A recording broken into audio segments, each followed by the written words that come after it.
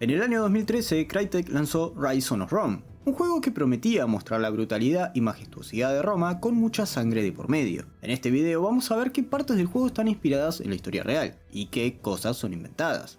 Pero hay que aclarar que esto no es una reseña crítica del juego, sino un análisis comparativo del mismo, ya que Rise of Rome tiene bastantes opiniones divididas, sobre todo sobre su jugabilidad. Pero realmente eso no nos importa para este video.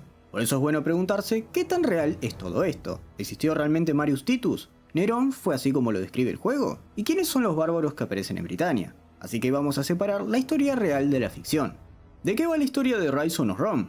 El juego nos pone en la piel de Marius Titus, un centurión romano inventado para la historia del juego, quien se embarca hacia Britania con el fin de vengar a su familia asesinada por los bárbaros. Pero al mismo tiempo, la historia introduce una lucha entre dos divinidades que parecen intervenir constantemente en el destino de los personajes, y sobre todo en el desarrollo de la guerra.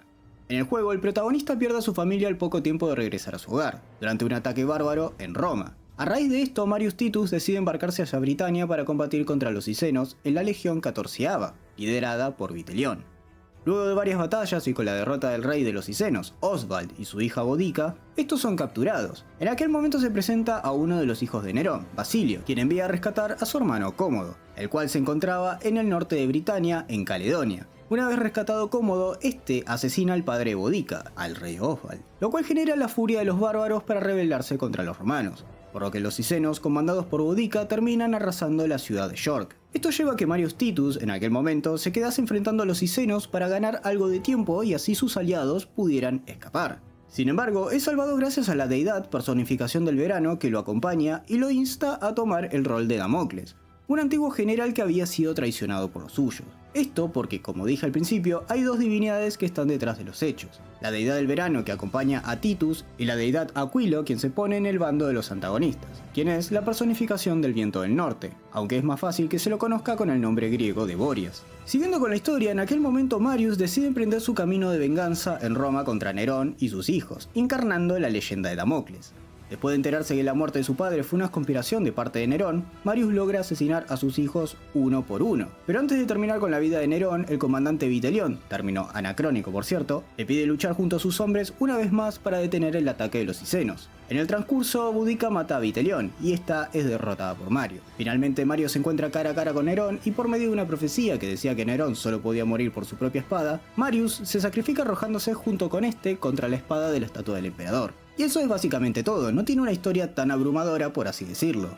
Pero, ¿en qué suceso se basa el juego? Claramente Rise of Rome se basa principalmente en dos hechos históricos: la rebelión de Boudica en Britania y el gobierno de Nerón. Por eso la historia del juego debería ubicarse aproximadamente en el año 61 después de Cristo. Sobre la rebelión de Boudica hay al menos varias cosas bastante cuestionables en el juego. Para el que no sepa quién es ella, esta fue la reina de la tribu de los cicenos, y también quien llevó a cabo la rebelión de los cicenos y otras tribus britanas contra los romanos. En el juego, Boudica aparece participando en el ataque bárbaro contra Roma, y es presentada, al principio, como una joven guerrera hija del rey Oswald, pero históricamente la situación fue bastante distinta. En la vida real, Boudica estaba casada con el rey de los cicenos, Prasutago, quien había sido aliado de Roma. Antes de morir, este dejó dispuesto a que sus hijas heredaran parte del reino junto con el César, es decir, Nerón. No obstante, el hecho de que las hijas de Prasutago heredaran el reino no era muy bien visto por los romanos, así que estos habían ignorado el acuerdo y confiscaron las propiedades de estos. Según relata Tácito, las hijas de Boudica fueron violentadas. Además, la misma reina fue azotada, lo que aquella situación terminó desencadenando la rebelión de los cicenos. En cambio, el juego cambia completamente este contexto. Acá Boudica es hija del rey Oswald, supuesto rey de los cicenos, aunque curiosamente tiene un nombre de origen germánico, más que britano. Además, la razón de su levantamiento no tiene relación con las fuentes históricas, ya que en el juego ella inicia la rebelión después de que los romanos asesinan a su padre una vez que este se había rendido ante Roma. Aún así, el concepto general de la rebelión sí mantiene ciertos elementos históricos, por así decirlo. Los cicenos efectivamente atacaron varias ciudades romanizadas durante el levantamiento, aunque hay un detalle importante: jamás llegaron a invadir Roma como ocurre en el juego. En la realidad, los rebeldes destruyeron ciudades como Camulodunum, Londinium y Verulamium, provocando una de las mayores crisis de la ocupación romana en Britania. Pero finalmente Boudica fue derrotada aproximadamente en el año 61 después de Cristo. después de una gran batalla contra las fuerzas del gobernador Gayo Suetonio Paulino. Pero incluso el final de Boudica cambia bastante con respecto al juego, ya que esta en el juego muere luchando contra Marius Titus. Sin embargo, Tácito afirma que la reina tomó veneno para evitar caer prisionera de los romanos, mientras que Dion Casio menciona que ni ella ni sus hijas fueron encontradas después de la batalla. Además, hay que destacar el papel del gobernador de Britania, Gayo Suetonio Paulino, quien fue el que se enfrentó a la reina junto con la legión 14ª Gémina, junto a un destacamento de la 20ª Valeria Vitrix y tropas auxiliares. Otra cosa que hay que mencionar es que Vitalión es un personaje inventado, definido como comandante de la legión, algo anacrónico, por lo que su cargo en la legión debería ser el de legatus. Sea como fuese, la realidad histórica fue muy distinta a la que presenta el juego. También hay que mencionar uno de los mayores problemas que tiene este juego, la falta de coherencia. Porque si bien el juego puede tomarse libertades creativas, el problema de Rise of Rome es que muchas veces directamente deja de tener sentido dentro de su propio mundo. Esto se nota especialmente con los ataques de los Cicenos a Roma, ya que vemos una invasión bárbara en dos ocasiones. La primera ocurre cuando Marius Titus regresa a Roma con su familia, y la segunda cuando Boudica decide vengarse de Roma por la muerte de su padre. ¿Dónde está el problema con esto? Bueno, para que se entienda, Britania está acá arriba, mientras que Roma está acá al sur. Eso significa que los cicenos tendrían que haber cruzado enormes distancias, ya sea por mar o por tierra, sin que prácticamente nadie se percatara de su llegada. Y aunque Vitalión permite entender que los romanos se preparaban para el ataque, no tiene sentido que los bárbaros terminen entrando en Roma. Si vamos al caso y lo comparamos con la invasión gala de Breno en el 380 a.C., fue una situación completamente distinta, porque la derrota romana en el río Alia permitió que Roma quedara vulnerable y terminara siendo sitiada. Pero acá estamos hablando del Imperio Romano en pleno siglo I después de Cristo, con provincias, rutas militares, guarniciones y sistemas defensivos distribuidos por todo el Mediterráneo. No había ninguna crisis de por medio que permitiese tal vulnerabilidad en aquel momento, como si las ha habido en otros periodos. Y además, lo más importante de todo, ¿de dónde sacó Boudica un elefante? Pero quitando todo eso de lado, nos queda hablar de Nerón. Aunque fue una figura bastante polémica para algunos historiadores romanos y para muchos historiadores al día de hoy, en Rise of Rome se lo presenta como un hombre bastante anciano. Pero eso no es lo único, porque además el juego le inventa dos hijos, Basilio y Cómodo. Históricamente Nerón no tuvo hijos, y tampoco murió en una edad avanzada. De hecho, murió en el año 68 después de Cristo con apenas 30 años de edad. Y algo que también ya de por sí aleja bastante al juego de los sucesos reales en base a la rebelión de Boudica, porque esta fue derrotada aproximadamente en el año 61. Además, el tema de que tenga hijos es bastante llamativo, porque aunque son personajes ficticios, uno de ellos parece estar claramente inspirado en el emperador Cómodo, el hijo de Marco Aurelio. Y esto se nota especialmente porque el juego lo representa como una especie de fanático que toma lugar como gladiador, algo muy asociado a la imagen del emperador Cómodo. Además, la escena final donde Marius Titus se enfrenta a Cómodo como gladiador parece un guiño a la película de Gladiador. Retomando el asunto de Nerón, este terminó siendo declarado enemigo público por el Senado romano, principalmente por el enorme rechazo que generó entre la aristocracia y por varios de sus actos. Finalmente abandonado por gran parte de sus aliados y con la guardia pretoriana volviéndose en su contra, Nerón huyó de Roma y terminó quitándose la vida con la ayuda de uno de sus asistentes. Y ahora que ya mencionamos estos dos grandes ejes del juego, la rebelión de Boudica y el principado de Nerón, hay otras cosas bastante interesantes para señalar. Primero está el asunto del anfiteatro romano que aparece en el juego, porque claramente se parece al clásico Coliseo, es decir, al anfiteatro Flavio.